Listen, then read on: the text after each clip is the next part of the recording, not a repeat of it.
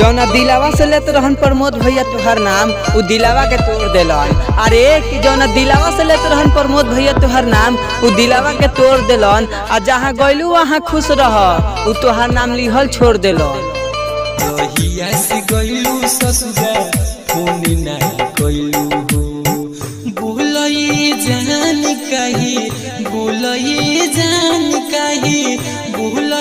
जान कही हम की